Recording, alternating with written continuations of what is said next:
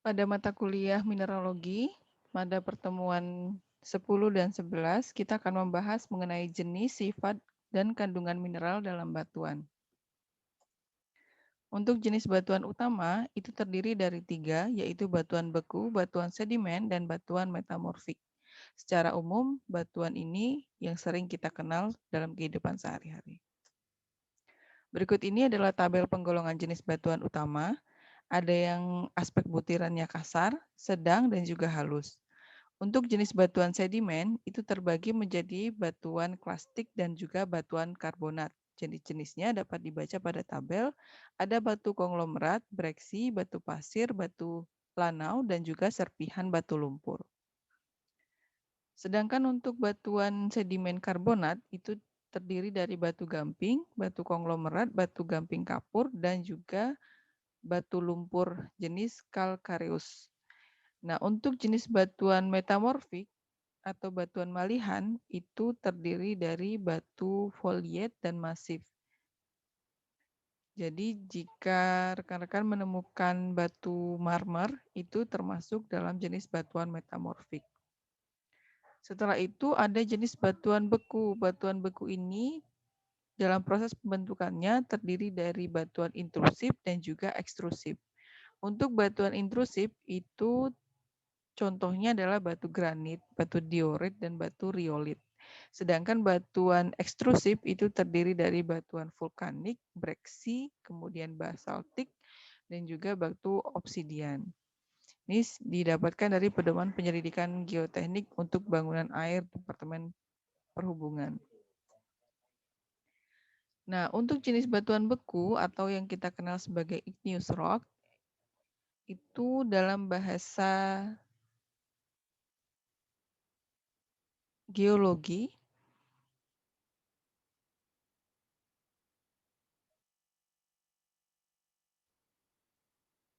merupakan batuan yang terbentuk dari kristalisasi dari benda lelehan pada temperatur yang lebih tinggi dari temperatur standar di permukaan bumi. Pembentukan materialnya itu disebut sebagai magma. Nah, magma di sini itu merupakan campuran homogen yang mempunyai temperatur tinggi, tidak harus super cair, tapi dia terdiri dari benda padatan atau kristal dan fragmen serta gas yang umumnya mengandung banyak silikon atau silika. Perbedaan batuan beku bisa dilihat dari warnanya, kepadatan, dan komposisi mineral serta teksturnya. Pada perbedaan utama disebabkan oleh adanya mineral. Untuk batuan yang mengandung banyak mineral, warnanya disebut ultramafik. Contohnya adalah batuan periodotit yang membentuk selubung bumi. Kemudian ada batuan biasa yang berwarna gelap disebut mafik. Contohnya adalah batuan basalt dan juga gabbro. Untuk batuan yang berwarna muda disebut dengan felsik dan juga kita bisa memberikan contohnya adalah granit.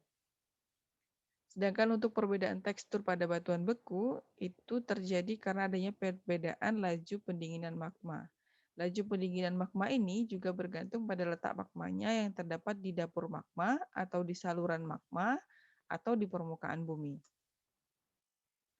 Ini adalah tabel klasifikasi batuan beku. Yang tabel pertama,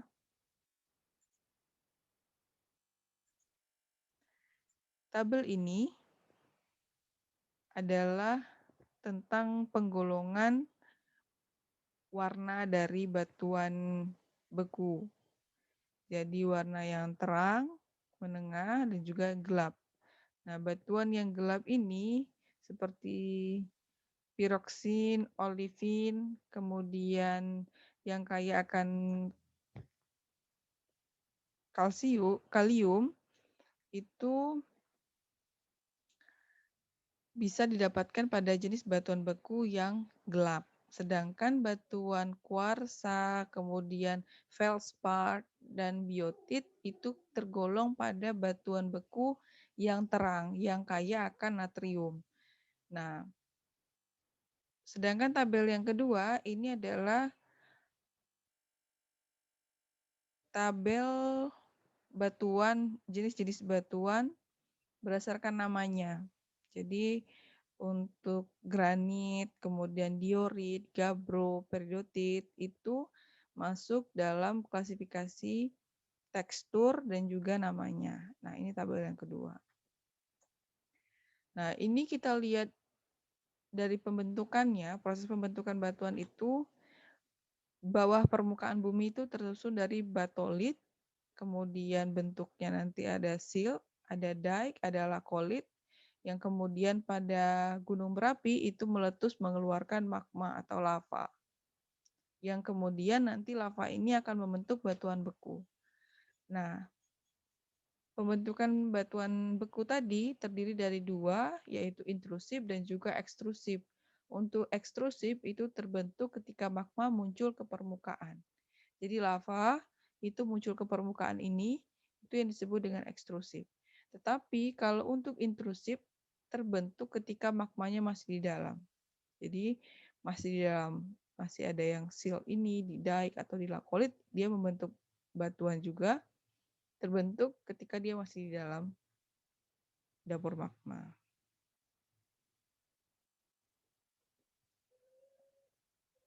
Nah, untuk batuan intrusif, itu pembekuan magmanya terjadi secara perlahan-lahan. Proses ini akan mengkondisikan pada melted rock atau batuan yang meleleh tadi untuk mulai mengkristal, dan mineral yang terbentuk adalah kristal-kristal dengan ikatan yang kuat dan bidang kristal yang tegas. Nah, umumnya semakin dalam letak magmanya, maka semakin lambat mendinginnya, sehingga kristal mineral cukup waktu untuk tumbuh sebelum magma mengeras. Dan batuannya akan bertekstur kasar.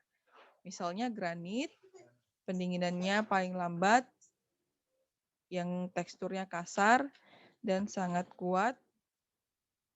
Sedang kemudian andesit yang pendinginannya agak cepat. Untuk bodi intrusi sendiri atau bodi terobosan itu disebut sebagai batolit. Jadi kalau teman-teman melihat di sini ada batolit ini adalah bodi intrusi atau terobosan yang sangat besar. Ini batuan, nanti batolit ini akan, dapur magmanya akan memunculkan magma atau lava yang keluar.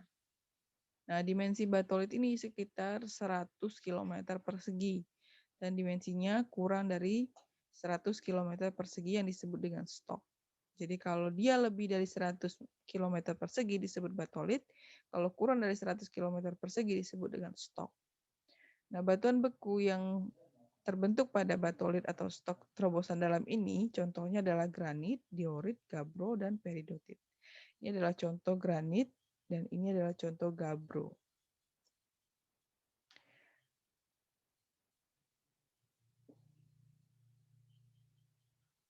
Nah, ini adalah proses keluarnya batuan magma tersebut, melted rock tadi. Nah, sebelum keluar, maka mereka akan menempuh perjalanan dari subsurface ke arah yang lebih dangkal yang disebut dengan proses terobosan. Jenis-jenis terobosan itu adalah ada dike, ada sill, ada lakolit. Nah, ini jalan dari magma itu keluar ke subsurface-nya. Nah, untuk dike itu terobosan batuan beku yang tegak terhadap country rock-nya. Dia tegak lurus. Nah, sedangkan sill itu terobosan batuan beku yang sejajar dengan tren country rock-nya. Ini sejajar. Nah, ini. Dia sejajar dengan keluarnya pada gunung Merapinya. Nah, sedangkan lakolit itu terobosan seperti dike, tapi dia mengantong. Dia tidak keluar langsung ke permukaan, tetapi dia mengantong di bawah permukaan. Nah, untuk jenis pembentukan batuan secara ekstrusif, magma yang muncul ke permukaan bumi, itu proses mendinginnya akan lebih cepat, sehingga kristalnya hanya memiliki sedikit waktu untuk tumbuh. Nah, batuan yang terbentuk itu berbutir lembut, misalnya batu gelas, obsidian, basalt, tufa, atau batuan vulkanik. Nah, kalau magmanya banyak, itu akan mengandung unsur gas yang hasil pembekuannya adalah batu apung.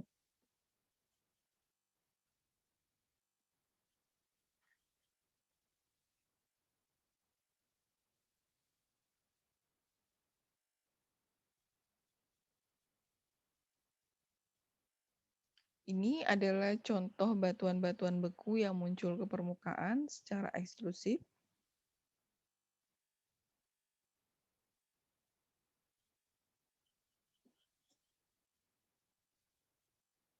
So, does the picture below meaning something now? Jadi, kalau kalian sudah melihat dari proses pembentukannya tadi, teman-teman bisa melihat bahwa tabel ini cukup berarti. Berarti kenapa? Karena kita akan bisa mengklasifikasikan jenis-jenis batuan itu menurut warnanya, menurut teksturnya, menurut namanya. Dari proses pembentukannya tadi. Lalu bagaimana dengan bentuk yang seperti ini?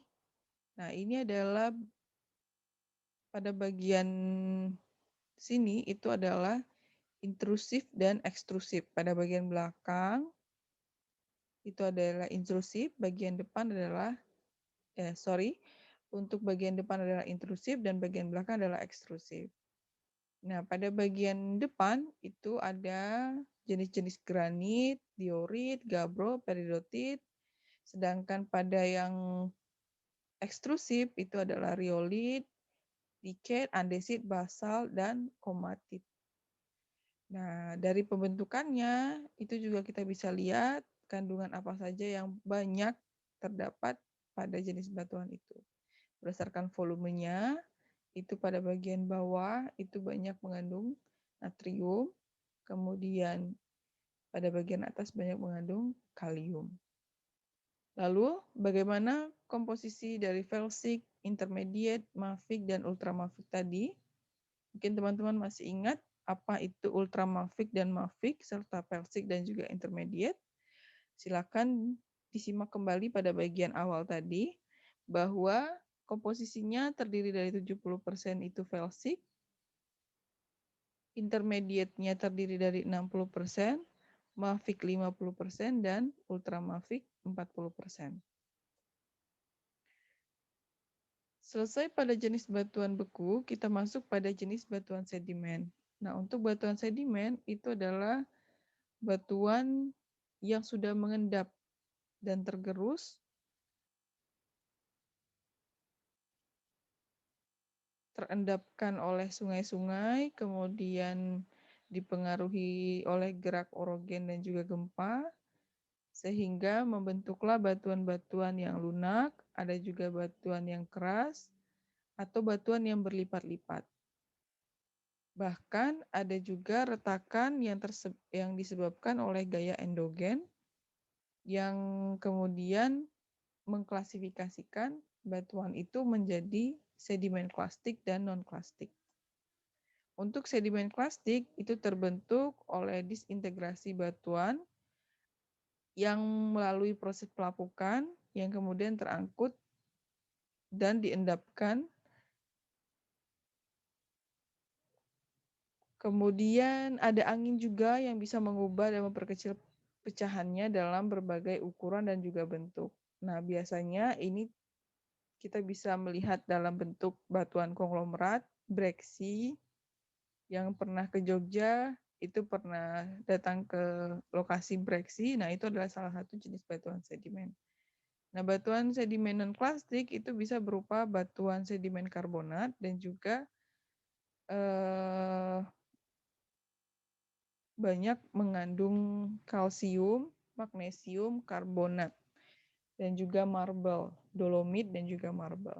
Yang tergolong lemah, sangat lemah, itu bisa kita masukkan ke dalam klasifikasi batuan dengan kandungan kalsium yang rendah. Untuk batuan sedimen kimiawi itu terbentuk dari elemen-elemen hasil pelapukan batuan secara kimiawi seperti kalsium, sodium, potasium, magnesium yang kemudian terlarut dan terbawa aliran air.